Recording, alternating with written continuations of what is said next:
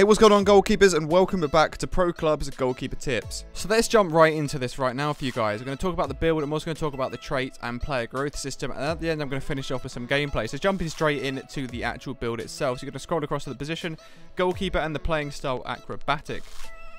You have two choices here when you're a goalkeeper. You can either be traditional or acrobatic. I always preach going acrobatic for the reason you get better diving, you get better reflexes. Kicking and handling and positioning isn't actually that too much of an issue. That is something you can work on yourself. It's not really controlled by the game too much. So I think being acrobatic and having the game helping you with diving reflexes is the better choice out of the two.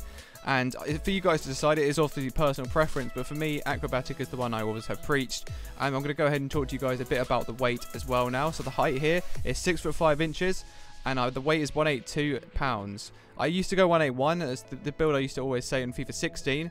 Obviously, I don't know the perfect build right now. I've got a build for you guys to start with. I'm going to be doing an updated build video in about a month's time. But for now, it's mainly just talking to you guys about a starting build, so you can have a good idea as a goalkeeper yourself what to use when starting on FIFA 17. So if I back out the menu right now, let's go on to the player growth system in a second and talk a bit about that as well, and the new features are in that, because people are a bit confused about player growth, how traits work, and accomplishments. So basically, you don't actually have accomplishments anymore. They've been ditched in the game. You have player growth system. In match rating is the way you go. I'm going to quickly talk about, I'll talk about that a bit afterwards, but anyway, let's jump into the actual traits here. I'll talk about the actual system and how you actually do your level yourself up. So I've got goalkeeper flat kick, and goalkeeper long throw. And my two goalkeeper traits that put on, they're the only two you have, which is a bit disappointing. But they're the main two you want to have on. So you have two of those. Going on to that, I also have long passing on as my third trait. And then moving on again, I've got ball control. And then again, I move on. I don't have any of the defending. Physical, I have none of those either. And the pace, I do actually have it as acceleration. So they're the traits I actually currently use at the moment. I think I've got about 6 in total. I'm going to be kind of just working with some to see what's better. But I'm going to jump into some gameplay now for you guys to give you an idea of what the game's actually like. So let's jump into that. So I want to quickly explain the new system and how you actually do level your guy up in Pro Club. So obviously they've got rid of accomplishments now. If you didn't know that, they've got rid of accomplishments. And the new system now on FIFA 17 is by getting a good in-game match rating.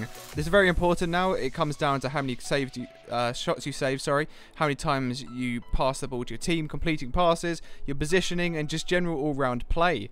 So you've got to make sure you really do play well. And at the end of the game, you'll get a final match rating, and that match rating will go towards leveling your guy up. It takes about 5 to 10 games to level your guy up as a goalkeeper. I'm currently sitting at 82 rated on my main account. I've been playing for about 7 hours in the first day of early access. It's a very long time, I do know, but I had to make sure I got some content for you guys. People have been asking as well, how do you actually get your traits, and how do you get boot packs and glove packs and everything?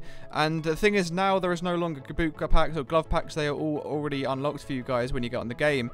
But to actually get traits, you get the skill points when you level up. So you get a certain amount of skill points. I think you get about 1 or 2 skill points every time you level up as a guy, and you put them towards traits, and you can spend them as much as you want. And every time you take a trait off, it does refund that skill point, and you only have a certain amount to use at a time. To conclude this week's episode of Pro Club's Goalkeeper Tips, I want to quickly give you guys an opinion on the game so far. The first thing I want to say, the game plays amazingly, it looks great, and it just runs smoothly. And this is on Xbox, by the way. I don't play on any other console before anybody asks. This is on Xbox One. This is my main account, and I've been playing it for a good amount of hours on the first day of early access, and it just feels great. It feels like a really good game. It feels like it's got potential, and hopefully they don't kill it in the patch. One thing I don't like, which I do want them to improve on in the patch, is the warning indicator / threat circles. That is the red circle that appears around the striker's feet when they're about to shoot. If you guys didn't know that, if you're new to goalkeeping, you did have that on the last FIFA.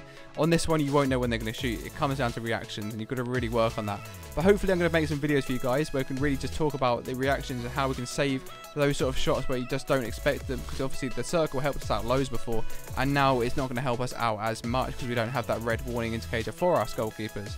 So the structure of Goalkeeper Tips is also going to change this year, guys. I did it so basically every episode you guys ask questions and I just answer them throughout the episode, and that's how Goalkeeper Tips worked.